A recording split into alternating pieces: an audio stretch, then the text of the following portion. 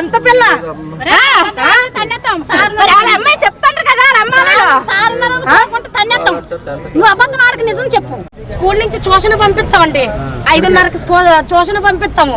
పంపించి మళ్ళీ 8 గంటల దాకా ఇక్కడ వదిలేస్తామండి.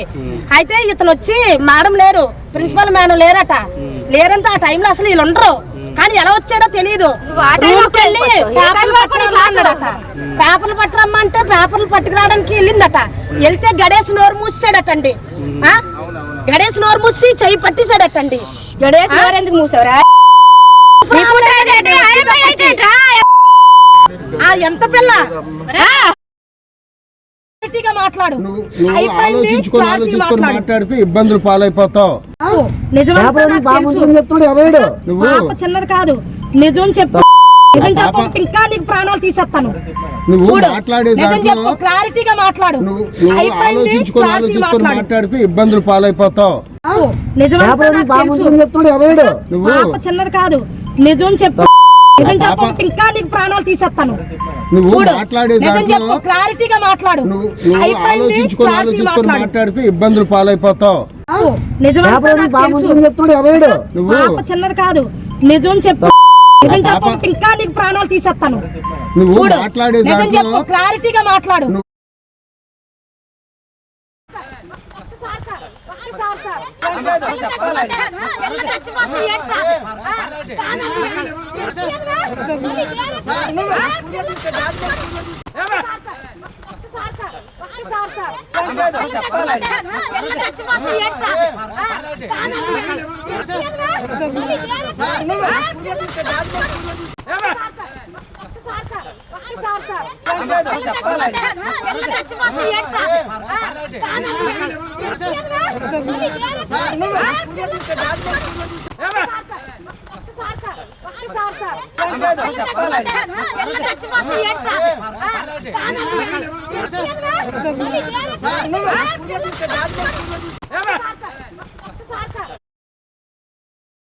పాప నర్సరీ దగ్గర నుంచి ఇదే స్కూల్లో నేను చదివిస్తున్నానండి.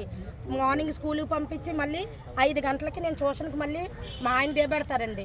దేబెట్టి మళ్ళీ 8:30 వరకు ఇక్కడే ఉంచుతానండి. ఎందుకంటే 9th వచ్చింది తను. 9th వచ్చిన తర్వాత శ్రీన్ సార్ ఫోన్ చేసి మాట్లాడి, అమ్మ పాప చదువు కొంచెం డల్గా ఉంది అనేసి అన్నారండి. అలాగని మేడం గారిని రిక్వెస్ట్ చేసి, మేడం గారిని మీ దగ్గర ఉంటే చదువుతుంది అని చెప్పి మళ్ళీ స్కూల్ అయిపోయిన తర్వాత మళ్ళీ 5:30కి మేమే దేబెడతామండి. దేబెడితే మళ్ళీ 8:30కి మళ్ళీ మేము తీసుకొస్తాం. అదే విధంగా నిన్న కూడా జరిగిందండి. 8 గంటలకి పేపర్లు పట్టుకొని రమ్మన్నారటండి. ఇతను అసలు యాక్చువల్ ఇతను ఉండరు. పేపర్లు పట్టుకొని రామ్మ రూమ్ దగ్గరికి అన్నారట. అంటే వెళ్ళిందట. ఎల్లగల్ల డోర్ వేసి నోరు మూసేదటండి. నోరు మూసిస్తే పిల్లకి బ్రీతింగ్ అందలేదు, ఫిట్స్ లాగా వచ్చింది. ఫిట్స్ లాగా రాగానే మరి ఆ గెడ ఊపిరాడకుండా తీసింది. తీసి వీళ్ళు ఫోన్ చేశారండి. ఫోన్ చేసేటప్పుడు పిల్ల పరిస్థితి ఎలాగుందో తెలుసా అండి? చచ్చిపోద్దేమో అనుకున్నాం. అలా తీసుకెళ్ళాము. మరి ఎవరిదండి బాధ్యత? నేషనల్ టాలెంట్ స్కూల్ అండి, బొబడ్డాదండి. అతని పేరు ప్రసాద్ సార్ అండి. పాప నర్సరీ దగ్గర నుంచి ఇదే స్కూల్లో నేను చదివిస్తున్నానండి. మార్నింగ్ స్కూల్కి పంపించి మళ్ళీ 5 గంటలకి నేను ట్యూషన్కి మళ్ళీ మా ఆయన దేబెడతారండి. దేబెట్టి మళ్ళీ 8:30 వరకు ఇక్కడే ఉంచుతానండి. ఎందుకంటే 9th వచ్చింది తను. 9th వచ్చిన తర్వాత శ్రీన్ సార్ ఫోన్ చేసి మాట్లాడి, అమ్మ పాప చదువు కొంచెం డల్గా ఉంది అనేసి అన్నారండి. అలాగని మేడం గారిని రిక్వెస్ట్ చేసి, మేడం గారిని మీ దగ్గర ఉంటే చదువుతుంది అని చెప్పి మళ్ళీ స్కూల్ అయిపోయిన తర్వాత మళ్ళీ 5:30కి మేమే దేబెడతామండి. దేబెడితే మళ్ళీ 8:30కి మళ్ళీ మేము తీసుకొస్తాం. అదే విధంగా నిన్న కూడా జరిగిందండి. 8 గంటలకి పేపర్లు పట్టుకొని రమ్మన్నారటండి. ఇతను అసలు యాక్చువల్ ఇతను ఉండరు. పేపర్లు పట్టుకొని రామ్మ రూమ్ దగ్గరికి అన్నారట. అంటే వెళ్ళిందట. ఎల్లగల్ల డోర్ వేసి నోరు మూసేదటండి. నోరు మూసిస్తే పిల్లకి బ్రీతింగ్ అందలేదు, ఫిట్స్ లాగా వచ్చింది. ఫిట్స్ లాగా రాగానే మరి ఆ గెడ ఊపిరాడకుండా తీసింది. తీసి వీళ్ళు ఫోన్ చేశారండి. ఫోన్ చేసేటప్పుడు పిల్ల పరిస్థితి ఎలాగుందో తెలుసా అండి? చచ్చిపోద్దేమో అనుకున్నాం. అలా తీసుకెళ్ళాము. మరి ఎవరిదండి బాధ్యత? నేషనల్ టాలెంట్ స్కూల్ అండి, బొబడ్డాదండి. అతని పేరు ప్రసాద్ సార్ అండి. పాప నర్సరీ దగ్గర నుంచి ఇదే స్కూల్లో నేను చదివిస్తున్నానండి. మార్నింగ్ స్కూల్కి పంపించి మళ్ళీ 5 గంటలకి నేను ట్యూషన్కి మళ్ళీ మా ఆయన దేబెడతారండి. దేబెట్టి మళ్ళీ 8:30 వరకు ఇక్కడే ఉంచుతానండి. ఎందుకంటే 9th వచ్చింది తను. 9th వచ్చిన తర్వాత శ్రీన్ సార్ ఫోన్ చేసి మాట్లాడి, అమ్మ పాప చదువు కొంచెం డల్గా ఉంది అనేసి అన్నారండి. అలాగని మేడం గారిని రిక్వెస్ట్ చేసి, మేడం గారిని మీ దగ్గర ఉంటే చదువుతుంది అని చెప్పి మళ్ళీ స్కూల్ అయిపోయిన తర్వాత మళ్ళీ 5:30కి మేమే దేబెడతామండి. దేబెడితే మళ్ళీ 8:30కి మళ్ళీ మేము తీసుకొస్తాం. అదే విధంగా నిన్న కూడా జరిగిందండి. 8 గంటలకి పేపర్లు పట్టుకొని రమ్మన్నారటండి. అసలు యాక్చువల్ ఇతను ఉండరు. పేపర్లు పట్టుకొని రామ్మ రూమ్ దగ్గరికి అన్నారట. అంటే వెళ్ళిందట. ఎల్లగల్ల డోర్ వేసి నోరు మూసేసాడటండి. నోరు మూసిస్తే పిల్లకి బ్రీతింగ్ అందలేదు. ఫిట్స్ లాగా వచ్చింది. ఫిట్స్ లాగా రాగానే మరి ఆ గెడ ఊపిరాడకుండా తీసి వీళ్ళు ఫోన్ చేశారండి. ఫోన్ చేసేటప్పుడు పిల్ల పరిస్థితి ఎలాగుందో తెలుసా అండి? చచ్చిపోద్దేమో అనుకున్నాం. అలా తీసుకెళ్ళాము. మరి ఎవరిదండి బాధ్యత? స్కూల్ పేరు ఏం పేరమ్మా? స్కూల్ పేరు నేషనల్ టాలెంట్ స్కూల్ అండి. ఎవరు? బొబడ్డాదండి. టీచర్ గారి పేరు ఏం పేరు? అతని పేరు ప్రసాద్ సార్ అండి. కాదు,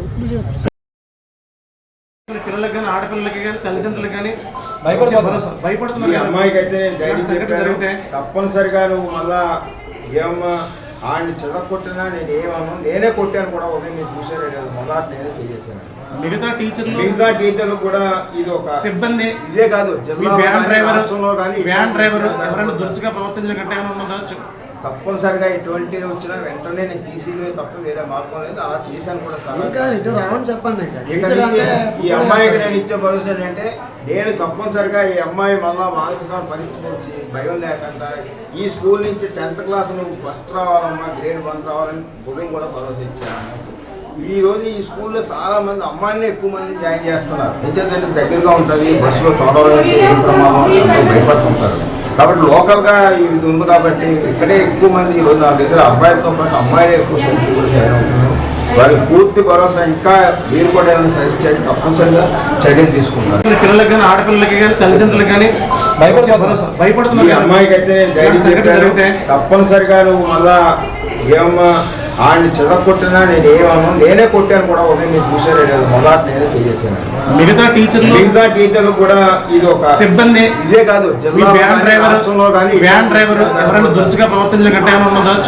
తప్పనిసరిగా ఎటువంటి వచ్చినా వెంటనే నేను తీసివే తప్ప వేరే మార్గం లేదు. అలా చేశాను కూడా చాలా.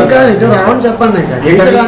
ఈ అమ్మాయికి నేను ఇచ్చే భరోసా ఏంటంటే, నేను తప్పనిసరిగా ఈ అమ్మాయి మళ్ళా మానసిక పరిస్థితి వచ్చి భయం లేకుండా ఈ స్కూల్ నుంచి 10th క్లాస్ నువ్వు ఫస్ట్ రావాలమ్మా, గ్రేడ్ 1 రావాలని ఉదయం కూడా భరోసా ఇచ్చాను.